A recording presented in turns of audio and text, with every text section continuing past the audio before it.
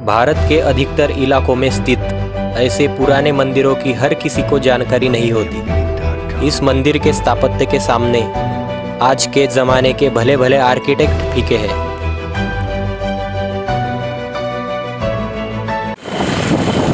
नमस्कार दोस्तों, मैं अभी जाने वाला हूँ एक 1000 साल पुराने मंदिर के खंडहर में। ये महादेव का एक मंदिर है, 1000 साल पुराना मंदिर है। अभी हमें एक जानकारी मिली है कि एक आसपास के गांव के लोगों को वहाँ पे 1-2 मूर्तियाँ मिली है खोदगाम में।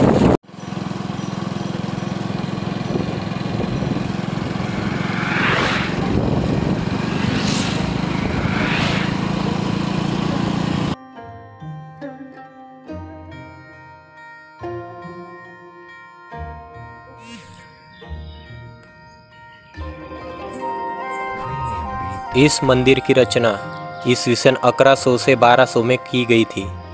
मंदिर के आसपास कई भग्नावशेष पड़े हैं। हेमाड़पंथी शैली में निर्मित इस मंदिर की विशेषता यह है कि ये ग्रेनाइट जैसे कठिन पत्थर में इसकी निर्मित हुई है। पड़ोस में ही अजंता के पहाड़ होने के कारण मंदिर के निर्माण में पत्थरों की कमी कभी महसूस नहीं हुई होगी। इस मंदिर के शिल्पों की प्रेरणा खजुराहो के मंदिर से ली गई होगी, इसमें कोई संदेह नहीं है। खजुराहो का निर्माण चंदेलाओं के ज़माने में हुआ था, पर इस मंदिर का निर्माण किसकी राजवट में हुआ इसके कोई लिखित अवशेष नहीं है। मैंने गांव के बड़े बुजुर्ग लोगों से बात करने की भी कोशिश की, पर उनके पास भी इसके कोई उत्तर नहीं थे कि इस मंदिर की निर्मित किसके राजकाल में हुई थी। इस मंदिर के आगे ही कुछ चंद 20-25 किलोमीटर पे अजंता की लेणी है। अजंता की लेणी वाघुर नदी के काट पे स्थित है और अजंता लेणी और इस मंदिर में सिर्फ 20 किलोमीटर का अंतर होने के कारण ये संभावना है कि इस मंदिर के आर्किटेक्ट ने अपनी प्रेरणा अजंता लेणियों से और खजुराहो के मंदिर से ली हुई होगी, क्योंकि इस मंदिर पे जो शिल्प स्थित है तो उसमें नग्न शिल्प भी बहुत प्रकार के हैं, इरोटिक स्कल्पचर से, तो इसलिए हमें यह संदेह करने में जगह है।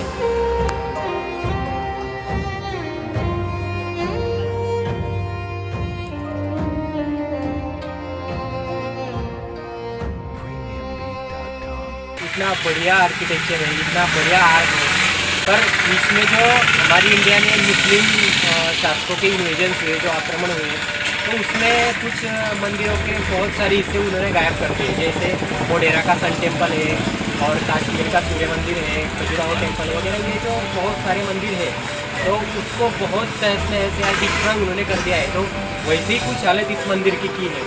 इस मंदिर का गर्भगृह का हिस्सा मौजूद है, पर गर्भगृह से ऊपर का जो कलश का हिस्सा होता है वो मौजूद नहीं है, इसको डिस्ट्रॉय कर दिया गया है। तो इस मंदिर के मैं आपको डिटेल एक जानकारी दिखाऊंगा कि इतना ये पुराना मंदिर है, इतना ये पुराना खंडहर है कि सिर्फ ये जो इस पर कार्व की है, इसके स्कल्पचर जो है इस मंदिर के ऊपर, तो इसके जो स्कल्पचर है तो वो सिर्फ हम कौन से देवी का है, कौन सी देवताओं का है, या कौन से पुराण के में से ये स्कल्पचर है, तो ये सिर्फ हम उसके कैरेक्टरिस्टिक से पहचान सकते हैं। क्योंकि किसी देवी देवता का अगर इधर स्कल्पचर है तो वहाँ पे उसका सिर्फ मुंह दिख रहा है और कुछ नहीं दिख रहा है, बाकी सब तहस-नहस कर दिया गया है। ये जो पत्थर वगैरह है, तो आप इतने सालों के बाद भी देख सकते हो कि सब डिज़ाइंस, नक्शिया वगैरह जो है वो, हालांकि ये देखिए, अभी मुझे ये लगता है कि ये गणपति का स्कल्पचर है, क्योंकि 4 हाथ है, नीचे एक चूहे जैसा कुछ है। तो ये जो गणपति का स्कल्पचर है, तो ये 1000 साल होने के बाद इतना तहस-नहस हो गया है, वातावरण से तहस-नहस हो गया, इसलिए ज़्यादा पहचान नहीं आ रहा। और ऐसे ही हम बाकी स्कल्पचर के बारे में भी बात करेंगे। चलिए,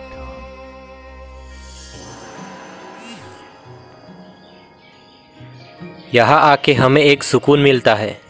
ऐसा लगने लगता है कि जैसे हम 12वीं सदी में आ गए हो। हम यहाँ के कुछ लोकल से बात करने की कोशिश करेंगे। तो काका आप क्या हमें बता सकते हैं कि ये जो अभी हमने मंदिर में शूट वगैरह किया है तो ये कितना साल पुराना वगैरह है मंदिर? 1000 साल पुराना हो। 1000 साल पुराना मंदिर है। क्योंकि ये जो मंदिर है ये लगभग मुझे लगता है हेमाड़पंथी मंदिर है। बहुत बहुत शुक्रिया।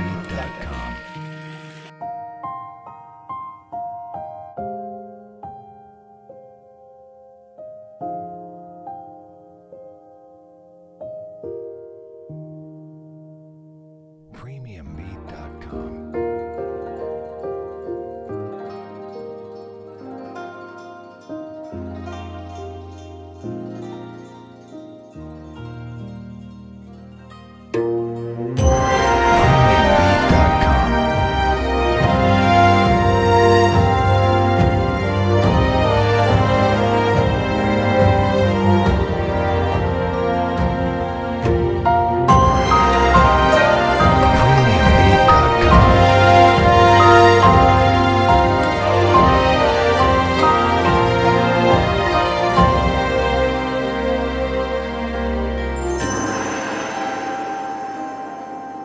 PremiumBeat.com.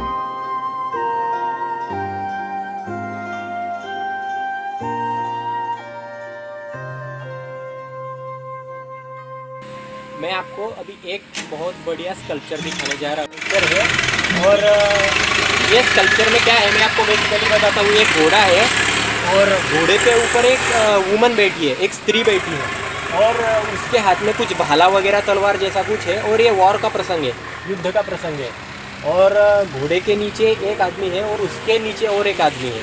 इसका मतलब हम ये अंदाज़ा लगा सकते हैं कि कौन से तो ये देवी का स्कल्पचर तो मुझे नहीं लगता कि ये देवी का स्कल्पचर है, क्योंकि हमारे भारतीय पुराण में घोड़े के ऊपर बैठी हुई देवी हम किधर देख नहीं सकते। पर उस टाइम में ऐसी कोई तो रानी या महारानी या मर्दानगी झांसी की रानी जैसी कोई रानी रही होगी 1000-1200-1500 साल पहले, जिसने कुछ तो पराक्रम करके राज्य को किसके इन्वेजन आक्रमणकारियों से छुड़ाया होगा वगैरह, तो उसको डिपिक्ट करने की यहाँ पे कोशिश की है। तो हम देख सकते हैं कि एक बहुत बढ़िया स्कल्पचर है और डिटेल भी इतने बारीकी से की है। अभी वो तो तहस नहस हो गया है पर हम देख सकते हैं कि डिटेल कितनी अच्छी उन्होंने की होगी उस टाइम, क्योंकि जो स्त्री है तो उसको उसके बाल बड़े हैं, आप यहाँ पे देख सकते हैं उसके बाल बड़े हैं और आपको यकीनन वो इजीली पहचानना आ जाएगा कि ये स्त्री है। और घोड़े का भी स्कल्पचर बहुत अच्छा किया है और आप सब लगभग देख सकते हैं कि इतना बड़ा स्कल्पचर उन्होंने सिर्फ 1 फुट में बिठाया है। तो मतलब आप इंडियन स्कल्पचर कितना प्रगत था इसकी आप कल्पना कर सकते हैं। PremiumBeat.com. ये मूर्ति पड़ी हुई मिली है, ये अवशेष के ऊपर है। ये जो मंदिर के बहुत सारे अवशेष इधर उधर पड़े हैं तो उसके अवशेष में मुझे एक मूर्ति मिली है, तो मैं देखता हूँ वो कौन सी मूर्ति है। आप भी देखिए,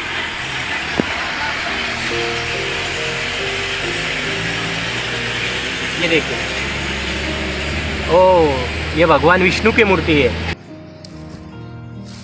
हमने इसे हिलाने की कोशिश की पर यह ज़मीन में खड़ी हुई है। PremiumBeat.com.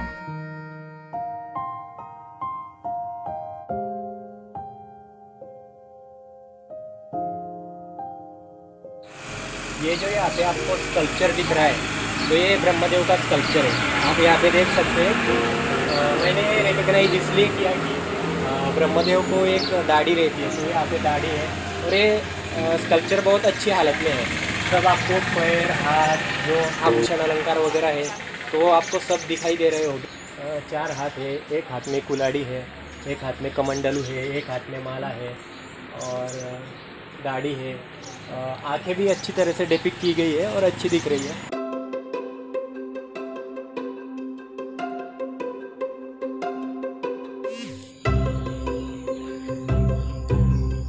भारत में मौजूद नग्न शिल्पों की संख्या बड़ी है। हालांकि इन जैसे नग्न शिल्पों को समाज में खुली छूट नहीं है, पर ये मंदिर पे इसलिए अंकित होते थे कि शरीर पे विजय पाने के बाद ही भक्ति करनी आसान होती है।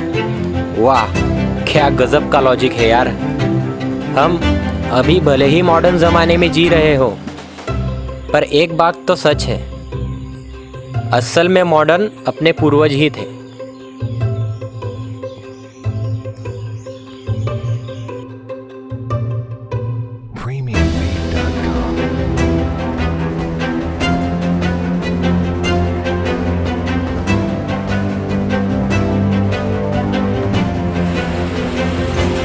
जो ये यहाँ का स्कल्पचर देख सकते हैं, तो ये प्राचीन भारत का एक कारीगरी का एक बहुत बढ़िया नमूना है, क्योंकि पूरा स्कल्पचर अभी मैं तो यहाँ पे अनकम्फर्टेबल हूँ, मैं आपको पूरा नहीं दिखा सकता, पर मुझसे जितना दिखा सकता है आपको मैं वो पूरा दिखाऊंगा। पूरा स्कल्पचर हो जाने के बाद आपको अंदर देखिए, मेरा हाथ जा रहा है, ये इधर से भी देखिए, एक पूरा हॉलो स्पेस है। और आपको ये जानकर हैरानी होगी कि कैसे यहाँ पे एक हॉलो स्पेस अंदर रखा होगा और ये स्कल्पचर कार्व किया होगा। तो ये अपने इंडिया के एंशिएंट इंडिया के स्कल्पचर का एक बहुत अच्छा नमूना है।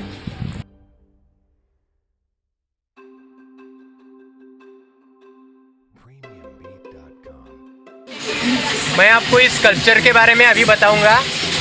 ये जो स्कल्पचर आपको दिख रहा है मेरे पीछे, ये चामुंडा देवी का है। कैसे, मैं आपको बताऊंगा।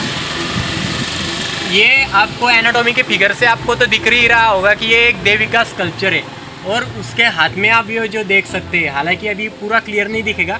अगर आपका भारतीय सौंदर्य शास्त्र और स्कल्पचर आर्किटेक्चर पे आपकी पढ़ाई है, आपको थोड़ा बहुत मालूम है, तो आपको दिखाई देगा कि ये जो हाथ में ये जो चंडमुंड की माला है, मतलब ये जो दानव वगैरह रहते हैं उनकी माला है, और नीचे एक दानव यानी राक्षस जिसके ऊपर देवी ने पैर रखा हुआ है। तो ये स्कल्पचर इतने अच्छी तरीके से डिपिक्ट किया गया है। हालांकि इस स्कल्पचर की देवी की दोनों टांगें नहीं है, तो ये डिस्ट्रक्ट हो गई है। सिर्फ आपको देवी का वक्षस्थल, देवी का मुंह, थोड़े 2-3 हाथ और ये चंडमुंड की जो दानव की जो मालाएं हैं उनके सर की, तो आप ये देख सकते हैं। तो एक बहुत इंट्रिंसिक एग्जाम्पल है इंडियन आर्किटेक्चर का। आइए मैं अभी आपको गर्भगृह दिखाता हूँ, और गर्भगृह के अंदर जो मौजूद है वो पिंड दिखाता हूँ।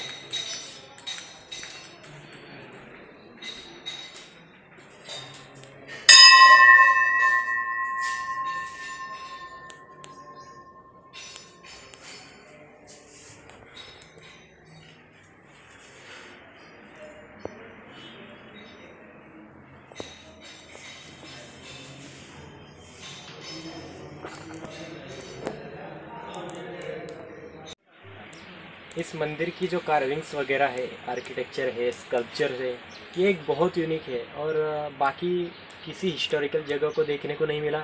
ऐसे स्कल्पचर्स मुझे आपको देखने को मिले हैं। तो अगले वीडियो में आपको इस स्कल्पचर का एक स्कल्पचर का डिटेल वेरिफिकेशन और क्लासिफिकेशन में आपके सामने लाऊंगा। अभी तो बहुत यूनिक स्कल्पचर है, इरोटिक स्कल्पचर्स भी है, एनिमल को, आदमी का धड़ वगैरह है, मुंह एनिमल का है, धड़ आदमी का है, और एलियन के जैसे कुछ स्कल्पचर है। तो क्या इंडिया में या एंशिएंट वर्ल्ड में सच्ची में एलियन थे? तो इसका मैं आपको बहुत ज़्यादा बेस्ट स्टडी और डिटेल में जाके मैं आपको अगले वीडियो में बहुत सारी खोजबीन करके बहुत सारी जानकारी बताऊंगा, और फील्ड विज़िट करके जानकारी बताऊंगा आपको। बहुत सभी स्कल्पचर्स का HD वीडियो में बना के दिखाऊंगा, मतलब आपको घर बैठे YouTube पे मेरे चैनल पे आपको एक स्कल्पचर का अंग जो है वो समझ में आएगा। तो अगले वीडियो में मिलते हैं।